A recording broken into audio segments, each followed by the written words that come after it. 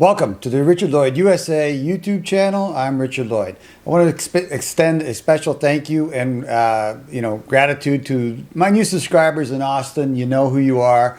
Love you and thank you for subscribing to my channel. I really appreciate that. I also appreciate everybody who does that. So if you wish to do that, just subscribe to my channel below.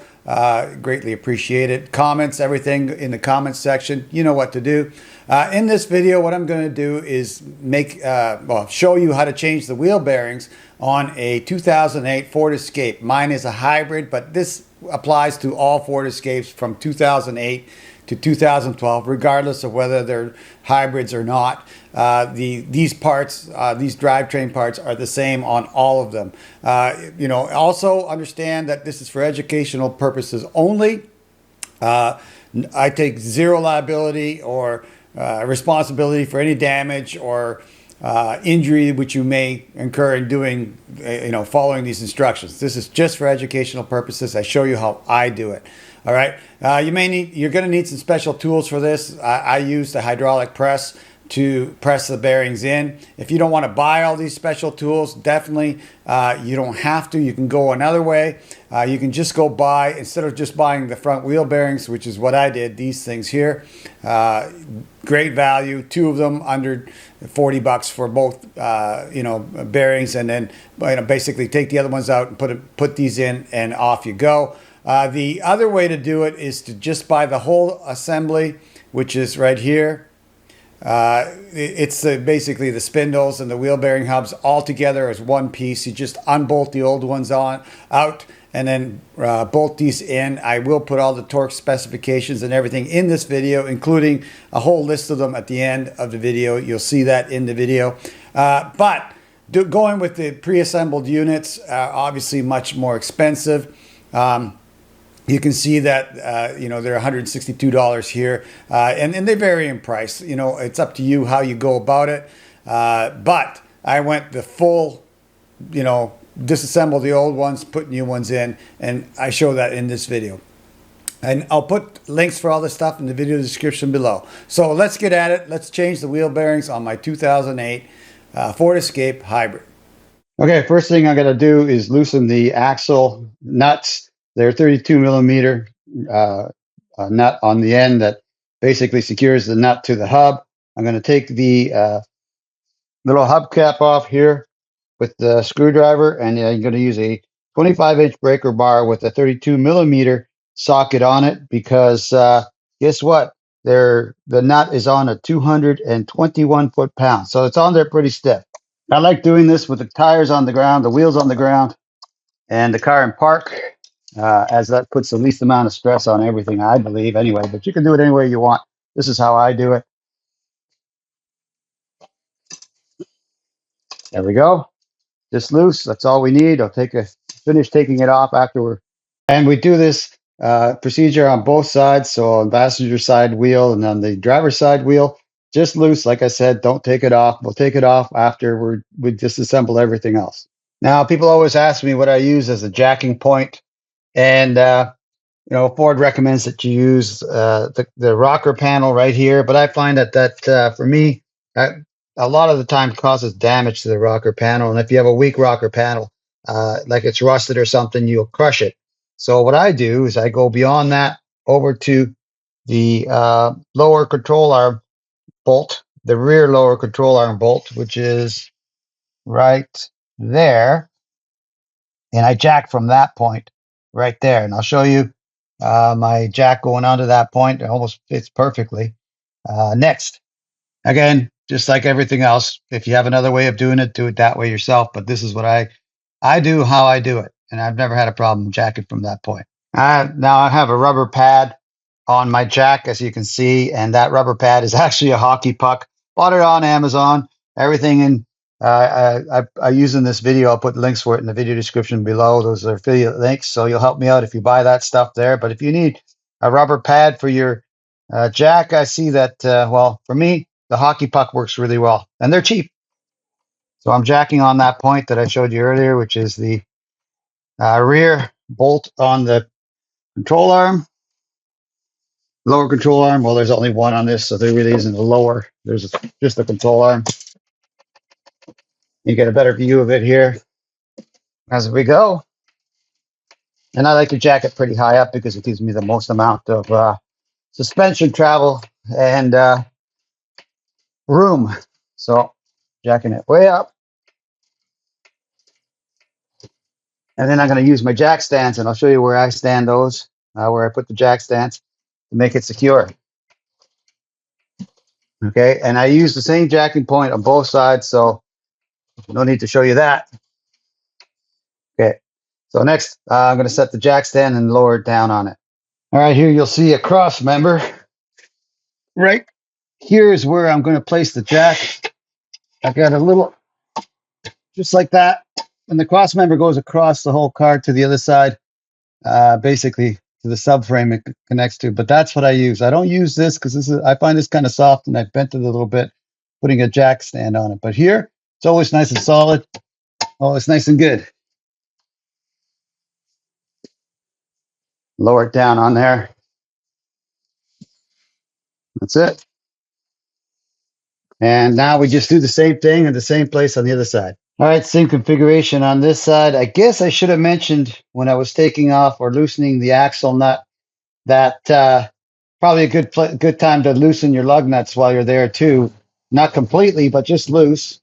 For me, I'm going to be using an impact wrench anyway, so it's not really required for me to do that. But I understand not everybody has those kinds of tools. So if you're just using a lug wrench, definitely loosen the lug nuts on the wheels before you lift it up. So here I'm lowering it back down. And there we go. Now we have the whole car supported. I've got two jack stands there holding the whole front of the car up off the ground. You can see the wheels are way up, which is what I want. All right, going to be using my 19mm socket right there, deep socket, and fits perfectly in here. And my handy dandy electric impact wrench.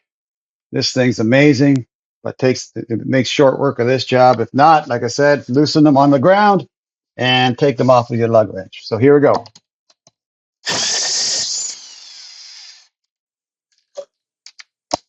Cross pattern.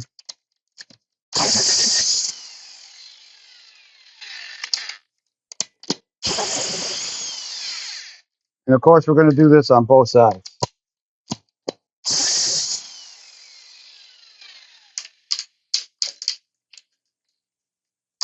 And you don't have one of these power tools, I would strongly recommend getting one. It's very, very handy tool. Again, links in the video description below.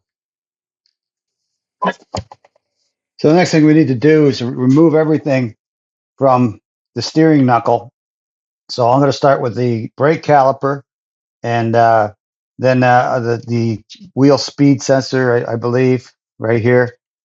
Basically an electrical component, ABS sensor, sorry. That's on this steering knuckle as well. The whole steering knuckle has to come out, or off. So we're going to basically remove all the hardware and then get taking off the steering knuckle. But I'm going to start with the caliper. All right, here's the back of the caliper. The caliper is here. You see that there's one 18mm bolt here and another 18mm bolt up here. We need to take both of those off. So I'm going to use my socket and breaker bar to break them loose, and then I'm just going to wrench them off.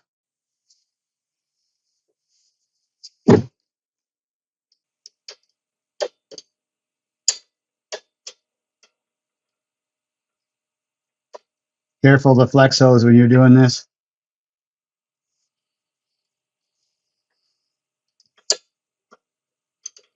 A little tight on the top one. There we go. Now I'm just going to remove those two bolts, and then I'm going to hang this from the shock absorber. You'll see what I mean here, the strut, I mean.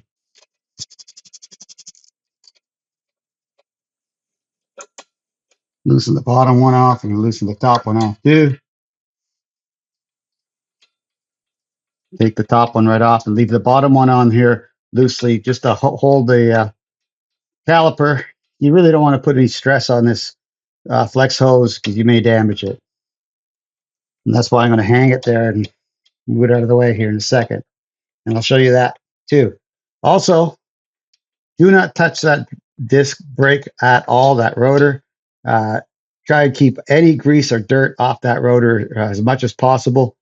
Don't put your fingers on it, nothing. Keep it clean. And if you have some brake cleaner, when you put it back, give it a little spray. Now you can see it's loose, and so is the actual rotor, but it's not going anywhere. There's a bolt. I'm going to change the angle around and finish pulling that bolt off and hang this whole assembly off the strut spring. Okay, let's remove that lower bolt, remove the caliper, and I'm going to hang it up here off the strut spring. So I'm using a zip tie to do that. You can use wire, string, whatever it is that you can to get it to stay up there. So remove the lower bolt. Again, be careful to not grease up or put any kind of contaminants on that rotor. You want that to stay as clean as possible. Okay, lower bolt's removed. There we go. Again, careful with the flex hose. It's a bit of a trick. So I'm using some zip ties myself, but use whatever you'd like. Basically, you want to support it so it doesn't hang on the flex hose. So here we go. Yeah, make a liar out of me here. A little bit of help would be, an assistant would be nice at this point, but I don't have one, so I'm just going to use these things. There we go. And maybe a little bit more. No, I don't have any more there. There we go. Hopefully you can see it. It's hanging. Flex hose is fairly loose. There we go. No tension on that. Just leave it out of the way. And again, be careful with the rotor. What we're going to do with the rotor next is just pull it off. Your rotor may have some locks on it here that you may have to cut off to get off. Don't worry about cutting or destroying those locks. They're just there to make the putting and remove the putting of the disc brakes and the rotor system easier. But you can break them off, and I'll show you a trick that I use to hold it on while I'm putting on the caliper as well afterwards. But we need to remove the rotor like that. Again, make sure not to contaminate that rotor. Now you have a nice view of the steering knuckle, the wheel bearings inside here. We got to take this off and basically press that bearing out and press a new one in. Here we got the ABS sensor wire here, so we got to remove the sensor. All right, follow the wire down to the sensor. You can see it right there, and it's an 8mm bolt right there. We're going to take that off. Use an 8mm socket. There we go.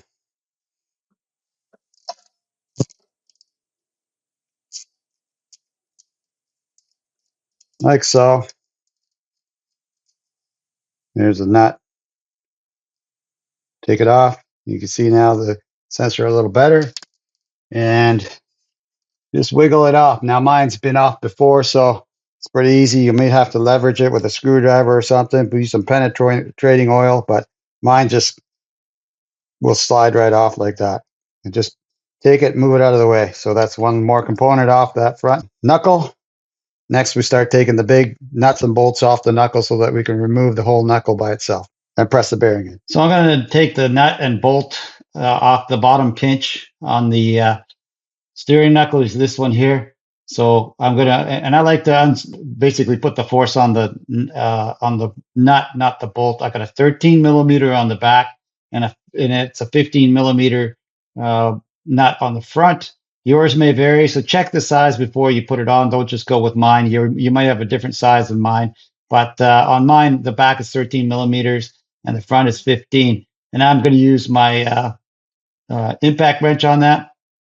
Take it off, and so here we go.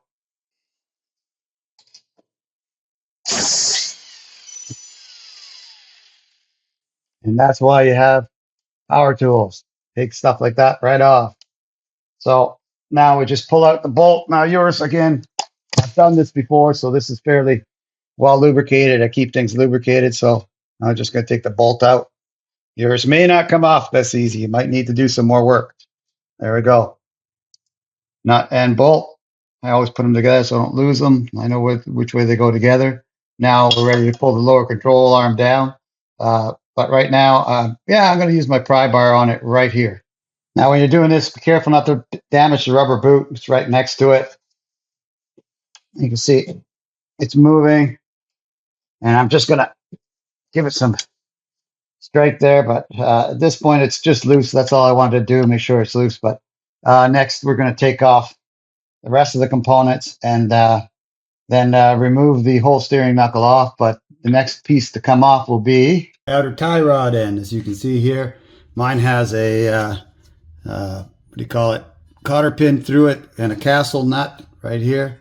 There's a cotter pin, and yours may not. Some of them have nylon locking bolts, but this one has this. So what we're going to do is take this cotter pin out, and then right there, and then the castle nut off. And I believe it's a 17, but I'll check it here and tell you after I get this off, which is basically straightening it out and pulling it off. Be a bit of a trick, I'm sure.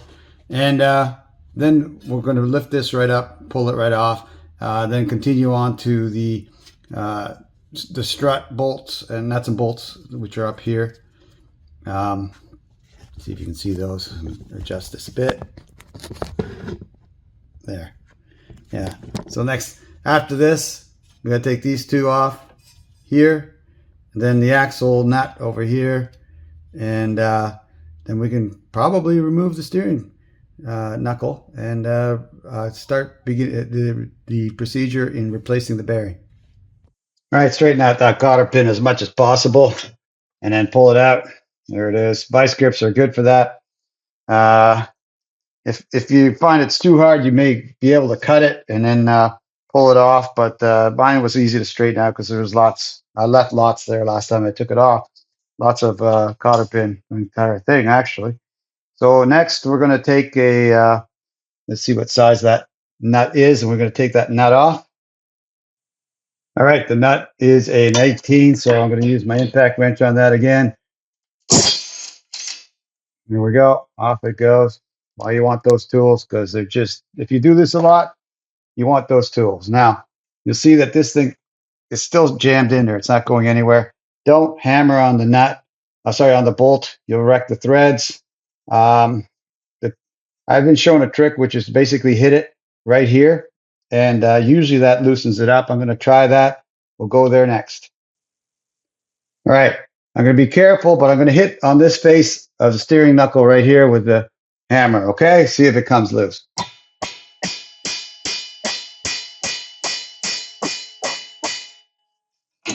And it did. There you go. So be careful not to hit anything else other than the face right here. And hit it pretty hard with mine's a 2-pound hammer, I think, or 1 pound. I'm not sure. Anyway, with a suitable, hammer, and it will come loose like that. And no damage to anything. And notice I left the nut down there to protect the bolt from any stray hits. All right, and then just at this point, pull it off and put the nut back on it here so you don't lose it like that. I'm going to test and see how tight that is. It feels pretty tight. Yeah, it is. That's good.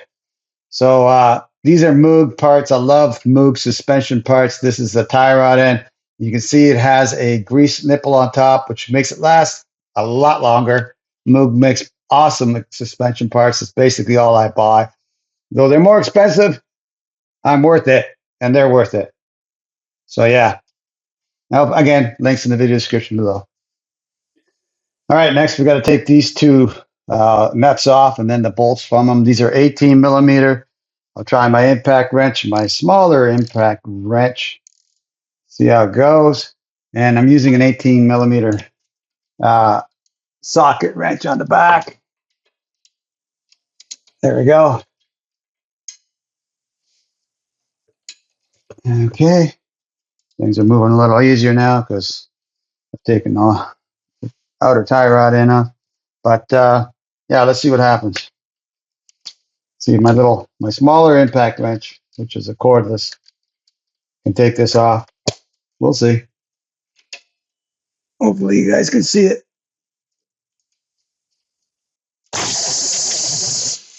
Yep, there's one,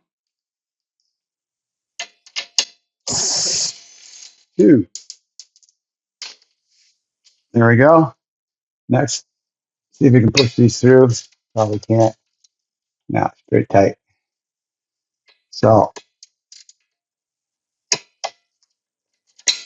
see what we can do to get those bolts off of there. Sometimes if you just wiggle the steering knuckle, it gives you a bit of, latitude on that. No, they're in there good. Okay, so what I'm going to do is put the nut back on, give it a little tap. Like I said, it doesn't take a lot to get that to happen. There we go. Right. And this one, I've got the sensor kind of in the way. There we go. Okay, one almost out.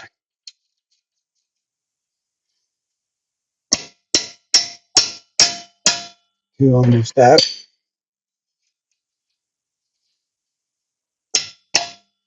There we go. Like I said, just little taps won't hurt the nuts or the bolts. Don't hit it with great force. That's just silly. I'll take the back of that nut off here to see what happens. Yeah, impact wrench, it makes that a little easier.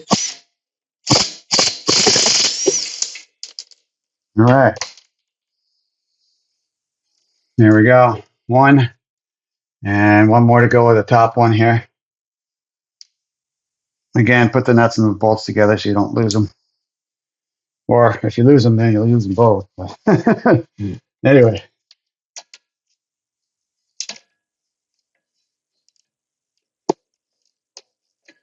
There we go.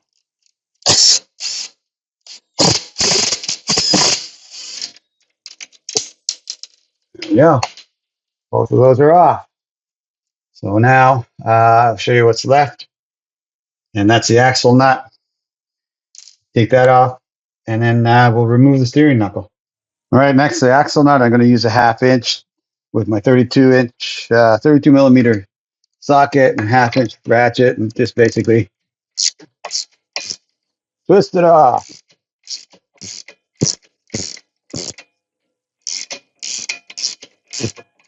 I could use the impact driver for this, but just wanted to show you that once you loosen it, you can just use a ratchet to get it off. There we go. Off we go. Now sometimes the axle gets seized into the actual what do you call it, spindle here, and you need to get it out. Now don't ever hit this with a hammer here, never. What I do is I have this kind of pointy bolt that I use, or you use a center punch, whatever you want. And basically what you're going to do is just give it a hit in the center. Mine, again, doesn't need to be, because I took this apart, I greased it before I put it back together. I suggest you do too. And it'll just come right off. But if yours is stuck, use some penetrating oil and a little bit of persuasion like that. And you can see it's moving right out. You know, I really don't even need to hit it. Sorry for the wiggling. Camera angles are hard sometimes. Mine's loose anyway. But never hit the outside or that axle in any way, but with a center punch in the center of that. That's what that hole's there for, as far as I'm concerned. Use that. You got an air hammer that fits in there. Use that, but never, ever, ever hit it with a hammer on the edges, because you'll wreck the threads and then you'll basically destroy it. Okay, so I loosened this up, the lower ball joint on the steering knuckle. So basically, I'm just going to push, basically separate the two using my pry bar here. Again, careful with the rubber boot. As you can see, everything's pretty loose. Okay, and what's happening up here, it's hard to show you everything. Hard to get these angles, is everything is moving loose now. So basically at this point, it's ready to be taken out. So it's just a matter of finagling it out, you know, getting the axle out here. Careful with these rings here. You don't want to break this. You don't want to crack it. You don't want to bend it. None of that. Those are the tone rings for your ABS sensor. So you can see how easy that is to push out on mine, but maybe different on yours. Continue on here. But basically at this point, it's just a matter of jiggling it out. So get the axle out. Let's see. There we go with the axle. Get out of the way. Again, careful with the rubber components. You don't want to pinch them. You don't want to rip them because then water gets in and, well, things just don't last as long. Okay, so now the only thing left is the lower ball joint here. And I'm just going to pull on it. That doesn't seem to be working. I'll use my pry bar again, see if I can get some leverage on that. Camera angles are hard when you're doing this stuff. So my apologies if I hit the camera once in a while. I want to make sure I still see what I'm doing. Yep. Yeah, and you can see the space underneath that ball joint growing. I'm going to open up the steering knuckle a little bit with my pry bar, hopefully. Here we go. Jiggle, jiggle, jiggle. Yeah, come on. Nice. Ta-da. Again, careful with everything. Careful with the rubber and all that because it's important that that stays nice and snug and tight. Yeah, my lower ball joint's good. My tie rod end ball joint is good. You can tell because they're nice and stiff. So I was concerned about that. So that's good. Next, I'll show you what I got on the ground. So here's the steering knuckle all on the ground. I wanted to show you something. The lower ball joint goes up through this here. And if you can't get this off the ball joint, the lower ball joint, or there's only one, yeah, I guess, the control arm ball joint, take a screwdriver or a wedge like this, or a pry bar like this, and pry this fork apart, right? And if you can't pry it apart, use a hammer and hammer into it to spread. Basically, what you want to do is you spread that grip apart this way. Once you do that, it'll come off a lot easier. Okay, so if yours is real hard to take off, try that right here. Spreading that, use a screwdriver or what do you call it, a chisel or whatever you got to spread that apart. Right. I used my pry bar, and that made it real easy to come off after that. After that, you'll see that there's lots of grease on this, and that's the bearing right here that we got to take off. Whole steering knuckle, getting it around here. This is a little guard that we got to take off as well for the rotor. This spindle has to come off right here. The spindle comes off, and then we'll get at the bearing. All right, I don't know if you can tell, but this guard is in my way, and it actually is getting bent here. So what I'm going to do is slide it off. Slide it from here down so I can move it around and see if I can get a better angle on this whole thing. So I'm going to tap it down this way with my pry bar and basically make it come off towards the spindle so I can move it around. All right, let's do it. Currently over 95 degrees in my garage too. It's very warm. So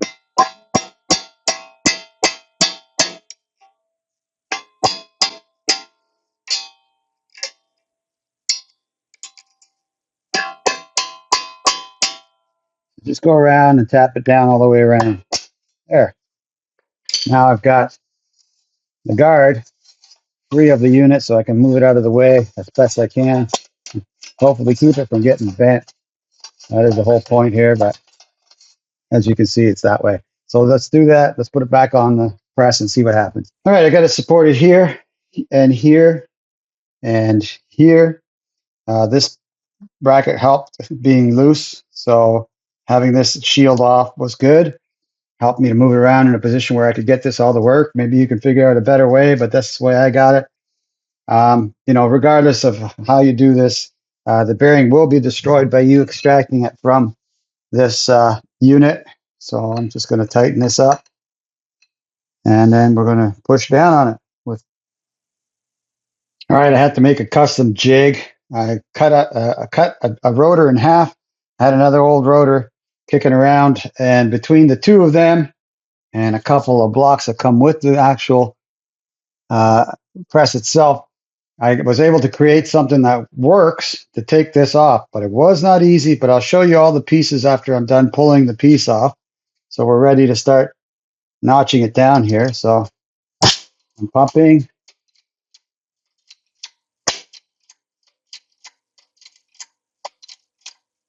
Hard to do this and film at the same time. You can see it moving there. Okay, so now I'm really stiff, so I'm coming up against something. So I stop and I'll adjust it and see what happens. And added another piece of metal here for height so that I can keep pushing down here. So here we go. Again, not for the faint of heart, but it is moving out, as you can see. Almost all the way out. Gotta back it up because I can feel it when I'm hitting something underneath. And it's the spindle that's hitting the, yeah, I need more height, as usual. Okay, I'll get myself some more height. All right, I put two more pieces of metal here and here underneath my jig just to give me some more height because the spindle's going down and hitting my bottom bar. And I'll show you the whole jig when I'm done, but like I said, not easy, but worth it. Yep, almost out. I think I'm out. Yep. And the bearings all popped out of the bottom, which is normal. Like I said, you're going to destroy the bearing doing this. I'll show you what I got.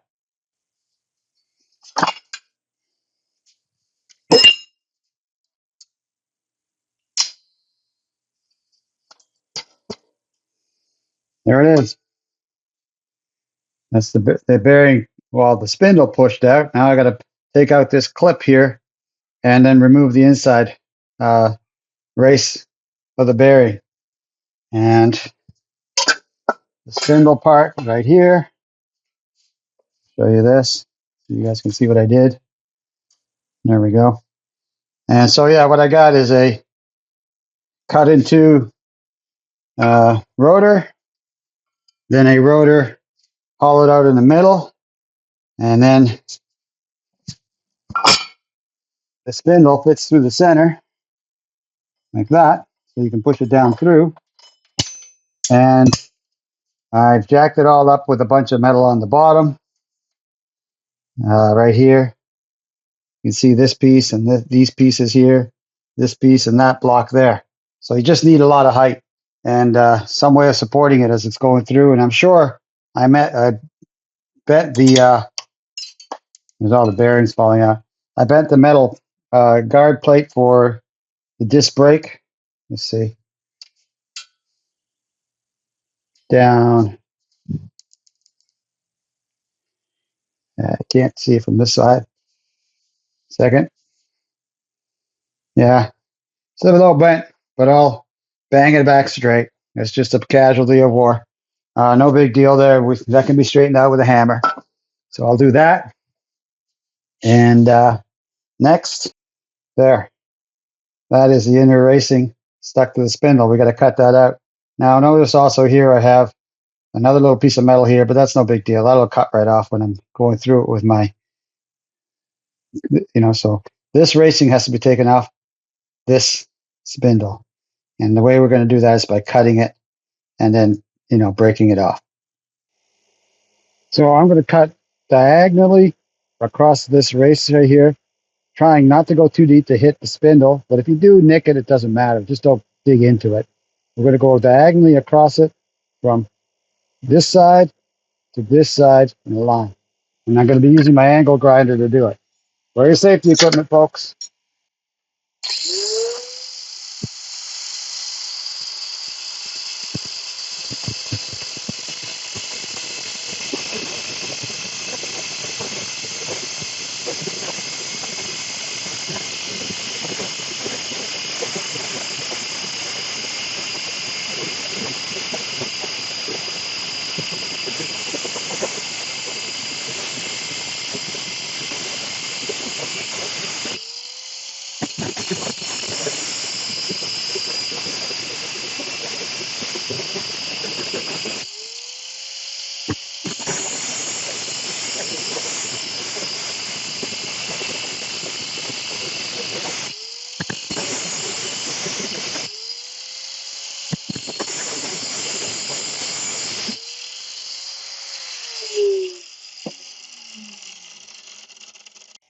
So here's a close-up of what that looks like.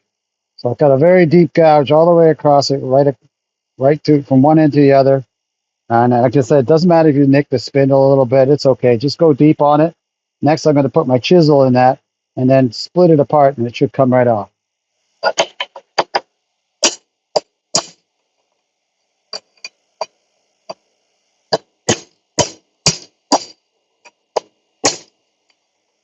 And as you can see, it's coming off. I don't know if I've actually split the whole thing yet. I think I have.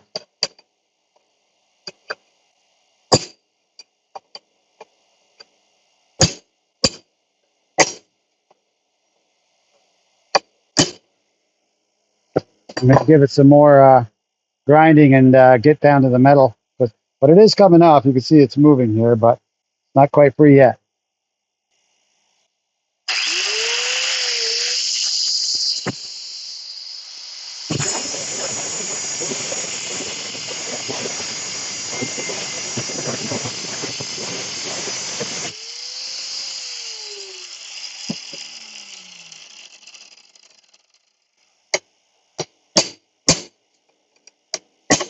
I think I got it.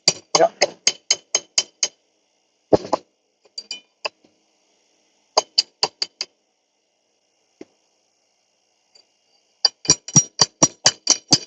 It's coming right off there.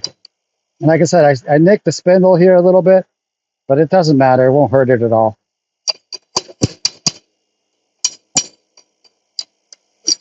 There we go.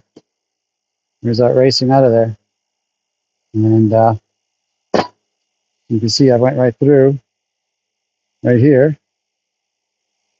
And the rest just broke when I chiseled it. And I'll zoom in on that. And I don't know if you can see it or not in the video, but it's cracked all the way across here. And that happened when I chiseled into that crack. And that made it come loose and come off that spindle. And now we can continue on. This, of course, just comes right off. That's part of the bearing. Like I said, a few little nicks here. Not the end of the world. Won't stop anything from working right. And now we're ready to take the bearing out of the rest of the bearing out of the steering knuckle, and then we'll be ready to press it back on. Okay, there's a clip that needs to come out. It's spring. No, I don't know if it's a spring clip or not, but I use these tools, which are basically spring hooks, and I'm going to stick it into the little hole on the clip. And I already put some penetrating oil on it, quite a bit actually. Use lots. I use PB Blaster, and I can get my little spring hook in here and lift it up a little bit. There we go. And I do have pliers for this, so I'll go get those in a minute, but I just want to get these out and expose so that it makes it easier to get at. Okay, so now you can see them. There's one here, right there, and one there, right there. Just get your pliers in there, crimp it down, and pull it out. All right, so I got my pliers on it, just crimp down on them, take them out, just like that. If you don't have one of these pliers, I probably could have taken it out with this little spring hook as well. Again, all this in the description below. We'll get at pulling this inside part of the bearing out. Okay, here's my rig again. I've got the hollowed out rotor that I used before. It's suspended on all this metal, but it doesn't have to be. I'm just leaving it like that because it's going to be handy for the other side when I go to do the spindle on that. But basically, I'm supporting that piece like that. I'm using a 32 millimeter socket, the one I use for the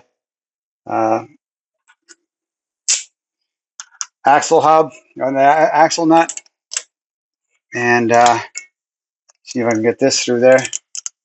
Nope, don't really need it anyway.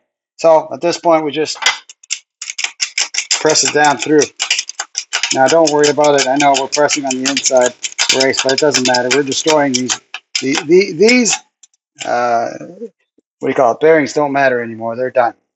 So I've got it in there. I'm pressing it down. I guess you could go wider if you wanted to, but it doesn't matter in this case. It does matter when you're pressing them on because you don't want to destroy the bearing. So Here we go.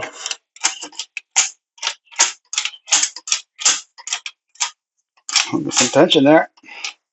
I did spray some lubricant in there as well. Wow, that is hard.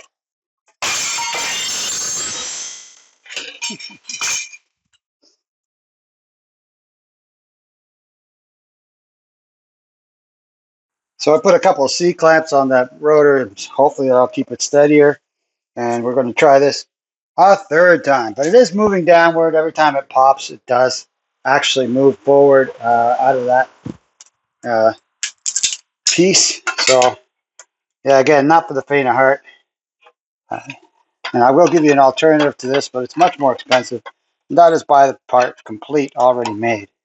Now that is the easiest way to do this job, but it's also the most expensive. This cost me $30 for the bearings, and the complete kit all put together, just take one off, put the other one on, is $180. So, all right, got it down. Let's go.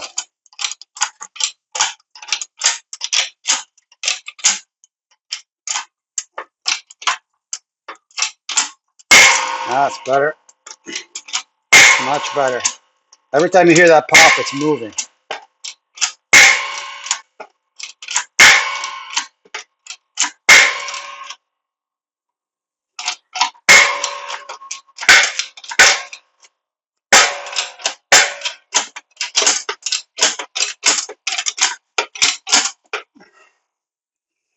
Okay.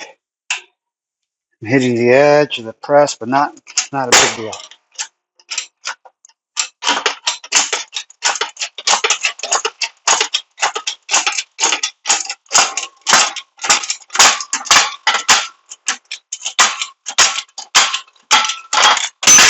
There we go.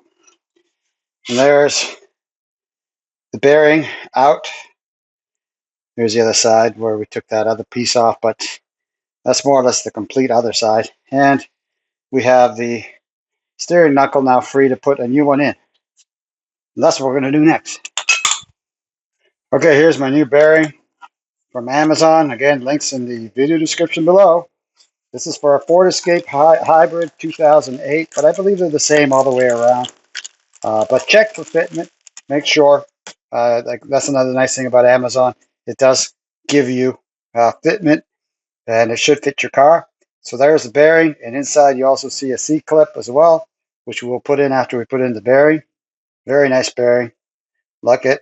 Let's put it on. Let's put it in the steering knuckle. All right, we got. Well, we'll see how this goes. I've got this current jig here to make this work. Give it a little bit of penetrating oil inside. Make it nice and slippery. And our bearing's going to go in like this.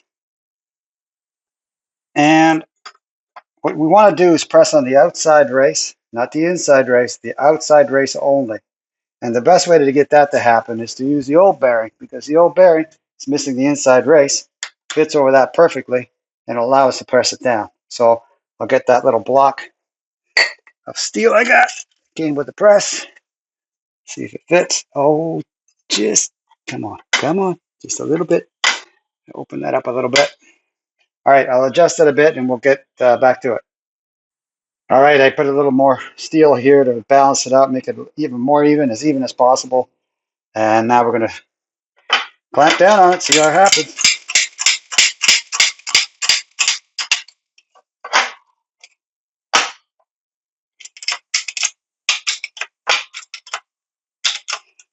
There we go. Give this a little spray, just to make it nicer. There we go. And we will continue to pressure that in. I'm going to C-clamp this because I can see a moment where this goes flying. Again. There we go. That's it. All right, now that should be a little better. Let's see what kind of success we have with this.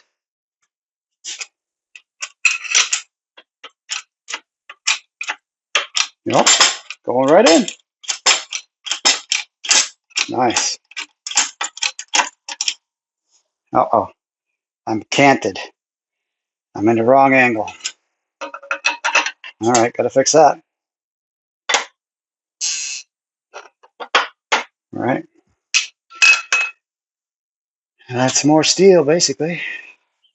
All right, pushing it down from the other side a little bit. Change the angle.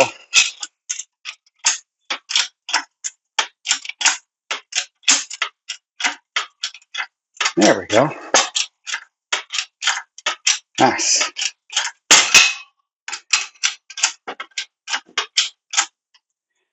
Now it's just going to go in perfect from now on. Put a little bit more lubrication in there just for fun. There we go. You can see it going down nicely.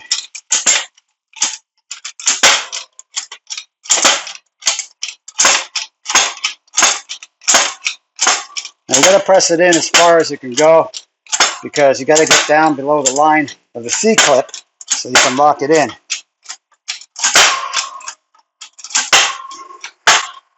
Okay, so right now my other bearing has to be aligned to go in there right.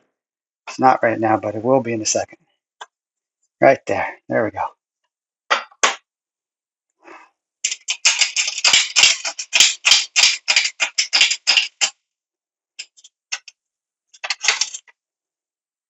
Let's see what I can do to get that angle correct. Okay, put a little more grease on it. Grease, oil, and push it in.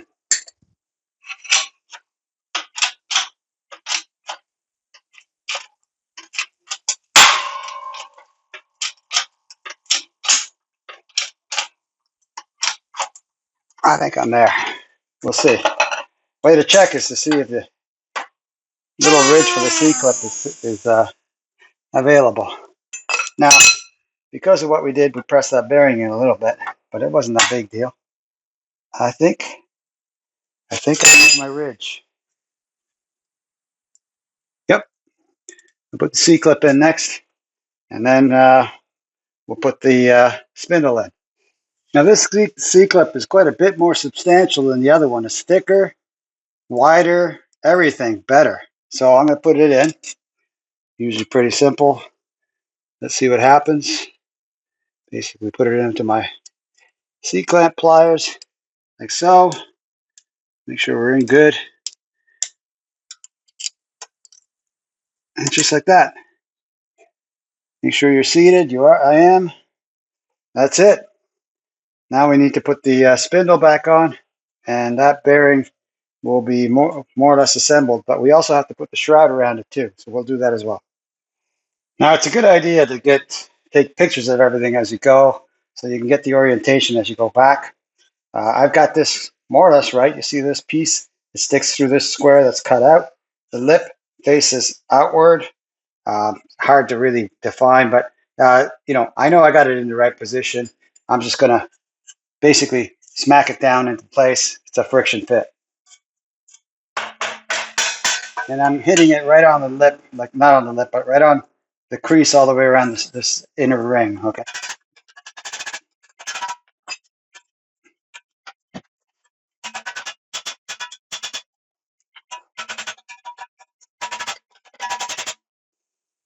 I more or less think I have it on.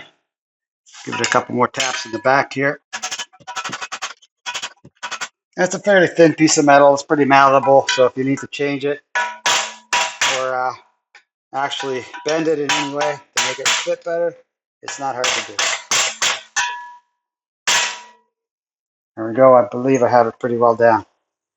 All right, what we need to do is support the inner race of the bearing on the back side. So I'm going to use this little cylinder I have, metal cylinder. Got it out of a ball joint kit. They're quite common. Again, something that basically only rests on the inside race on the bottom, so that when you're pushing down, it only pushes against the inside race, not the outside race. And if you got a socket, whatever, just make sure that you've got something circular that fits that race correctly underneath. I'm going to put it in there now. Basically like this.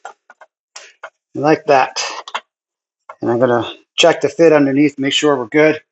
Nice and aligned. Everything needs to be perfectly aligned, and then we'll put the spindle on top and press it down. Okay, I've got the little circular metal piece correctly supporting the bearing race underneath. Got the spindle on here, 32 millimeter socket on top of the spindle to push it down, and a little bit of metal here, a bolt and a nut to make up the space. And we're just going to start pressing. Now we're not going to press all the way through because at a certain point we will get to a limit we need to stop at, and I'll show you what I mean in a minute. But you hear that? I did spray some penetrating oil on it, but it's going right down and in good, nicely. Yeah, that's what you want to hear.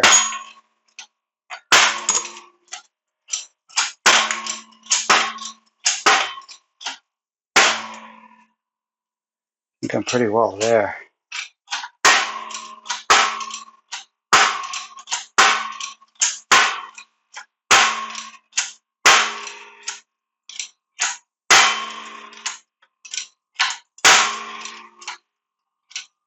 Yeah, real nice.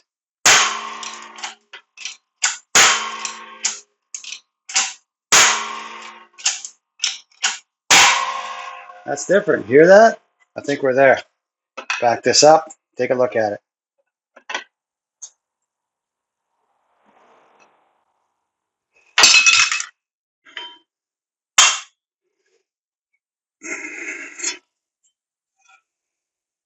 Okay. Looks like we're almost there. I don't know how much further we need to go. I'll check another bearing and see. I'm going to give it a little more, see what happens.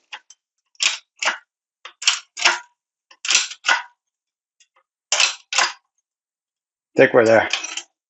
Stopping.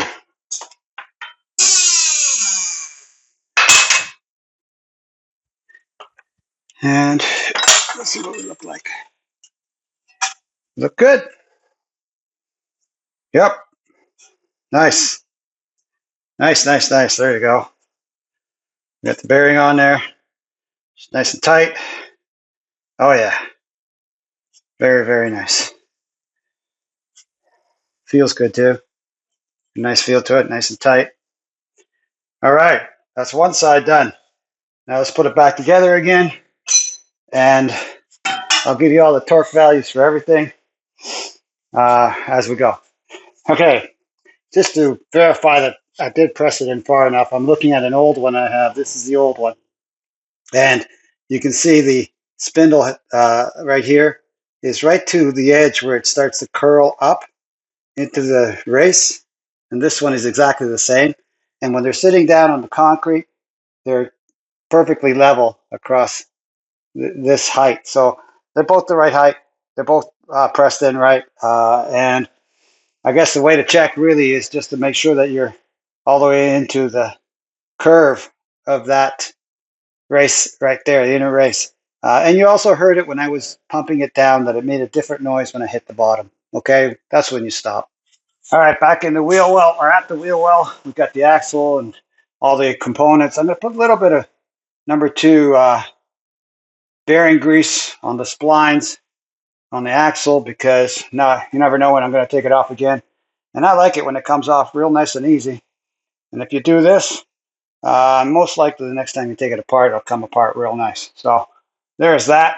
Now we're going to put our clean things a little bit here too. If you see some dirt, get it off.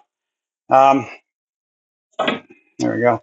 Again, remember, careful with the rubber, not to cut that stuff. And well, we're going to put the steering knuckle back on, but first thing that's going to slide is this. This is going to slide into it, and then we're going to put it onto from the axle. It's going to go in, and then we're going to put the lower ball joint in on the control arm. Then we'll put it up there. Okay, that which is exact reverse of how we took it apart. As far as heat goes. Okay, so let's get that. There we go. Hopefully you guys can see what I'm doing. I just slid the CV axle in a little bit, and so that the splines line up.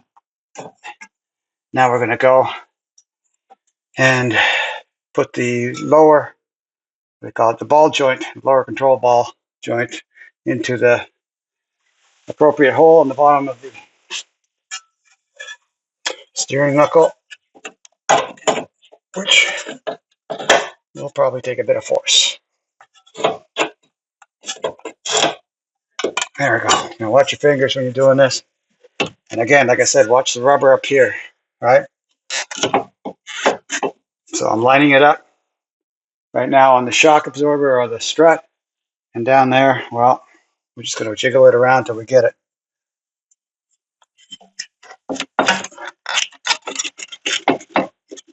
There it goes. Going right down and in. Ta-da. So nice when everything's well lubricated. Okay, so preliminarily fit here. Next thing I'm going to do is put the nut, axle nut on here. Hopefully you guys can see that. Let's see. That's a bit of a weird angle. Hard to do this when you're cameraman and mechanic. And like here we're just tightening it up so that, you know, see I'm pushing the axle in. Finger tight just to hold it there. We'll do the rest afterwards, okay? So there's that. Now we start putting in bolts, nuts and bolts. I'm going to put the bolts up here loosely for the strut. Well, not the strut, but you know what I'm saying. Let's go. All right, let's put those bolts in there. And nuts and bolts. And I like the nuts on the back side. It's up to you how you do it, but I believe the back side is the way I found them anyway, so I always put them back the way I found them. There, jiggle it. You'll get it. And same on the bottom. Push it in, and it'll help you. There we go. There's both bolts in there. Put the nuts on them. We're only going loosely here. Now I'm going to put the lower bolt in for the ball joint on the control arm. And that's this little baby here.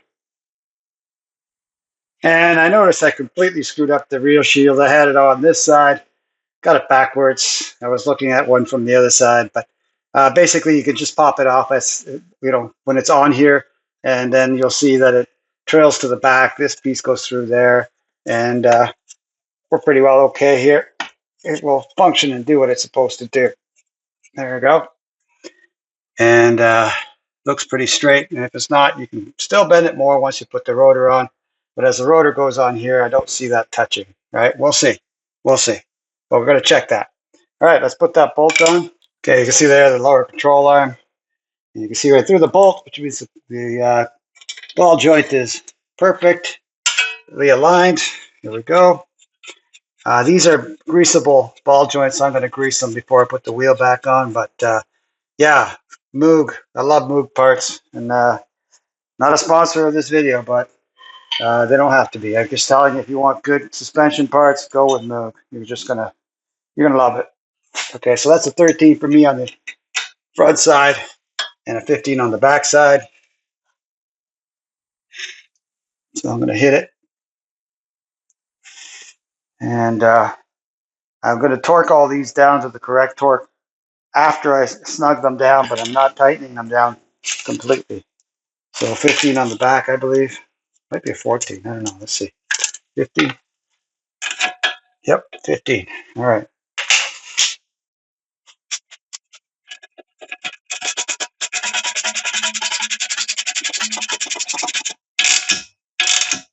Okay, snug, not tight. We'll do the final perfect torque to specification when we're done. Next, put the tie rod in on. Yeah, there we go. So basically slide that into the steering knuckle, castle nut in my case.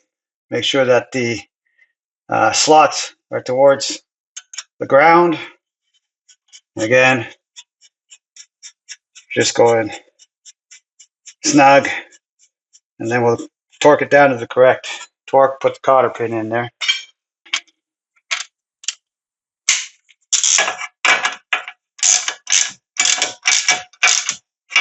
That's it, just snug.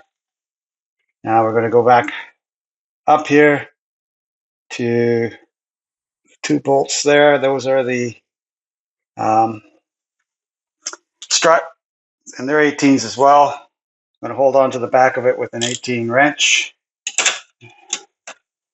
Ratcheting swivel head wrench, some of my favorites.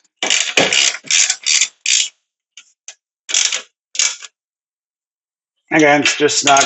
We're going to take the torque wrenches out and put those down to the proper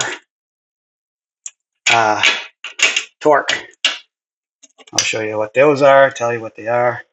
And then on top of that, we're going to put the cotter pin back in. I got new ones, but the one I took out was pretty good. All right, there we go. And this is looking fairly straight. I did looks like a decent job on it, but we won't know until we put the rotor on there and make sure it's not touching the rotor because it'll wear the rotor.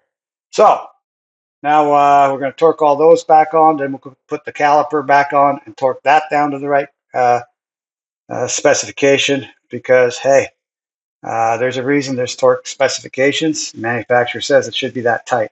That way you know you won't strip it, and you also know it won't, get loose, right? So do it right. All right, got my ratchet set to 85 foot-pounds. And my torque wrench, I got an 18 millimeter wrench on the back of the actual bolt because it'll want to turn when you do this. And it's 85 foot-pounds of torque on both of these strut bolts. That's what Ford says it should be.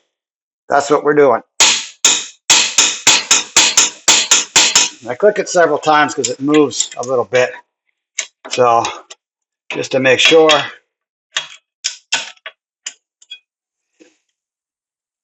Same procedure again.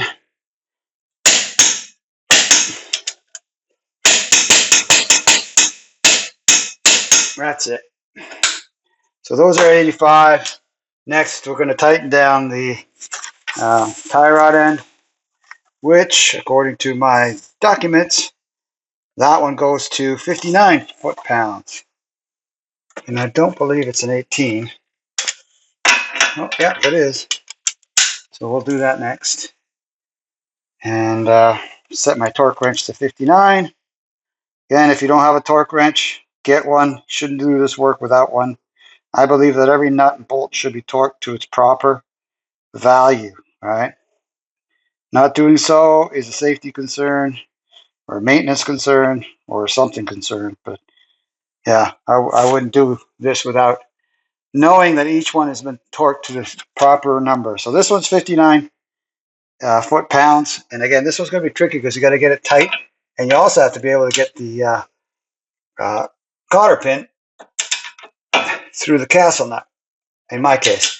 Now, some of these have nylon locking nuts, so you don't have to worry about that. Okay, so I'm looking for the hole and I don't see it. So I'm going to torque it a little extra because you know what? It doesn't hurt. I see it now. I'm going to take that back because I went past it. Now I know where it is. I'll do it again. Oh, almost there.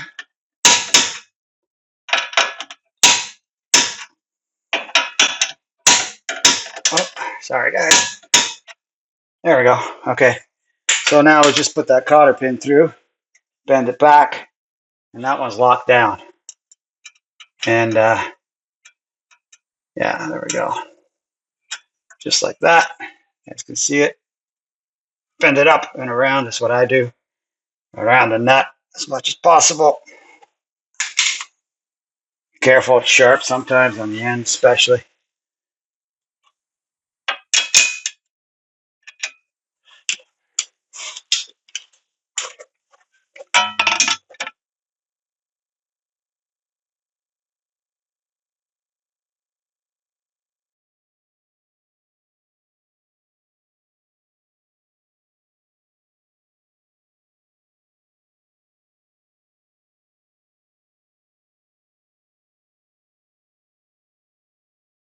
way. There's the actual sensor. We're going to put the little 8mm nut in there, and then we're going to torque it down to the proper specification. All right, once again, very tight quarters here, but got to set to 80 inch-pounds.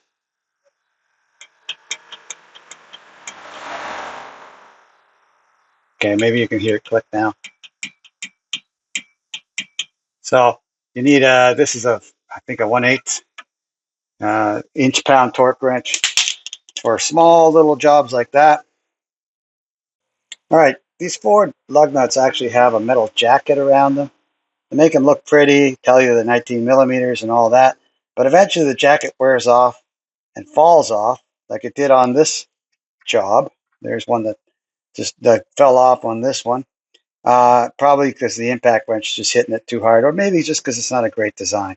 But keep these. Keep a couple of these, 2 or 3.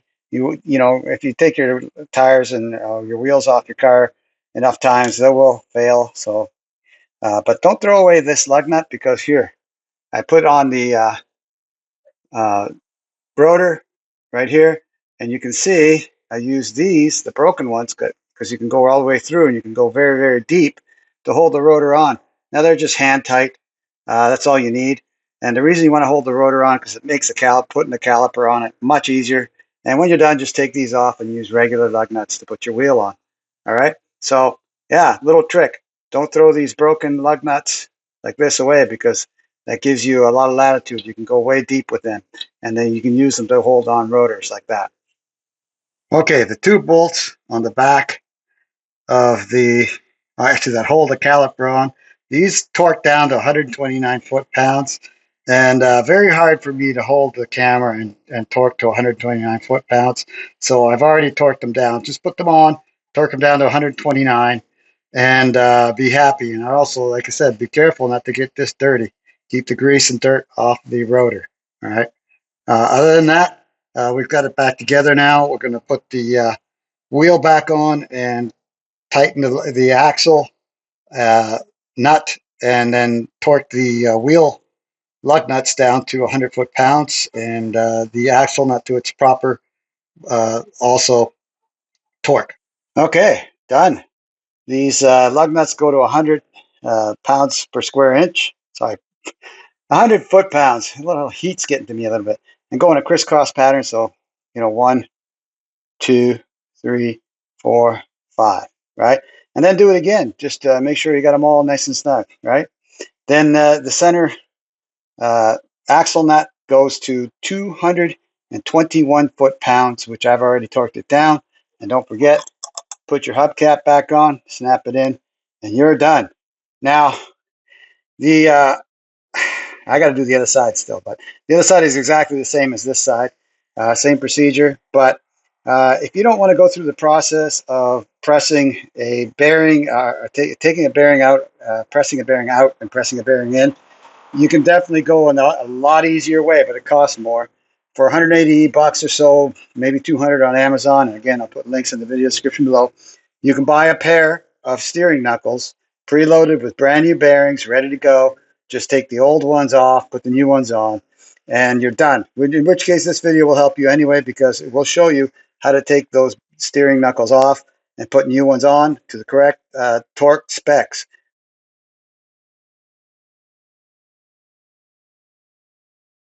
Well, that's it for my video. If you like this video and helped you out in some way, please give me a thumbs up at the bottom right, a like.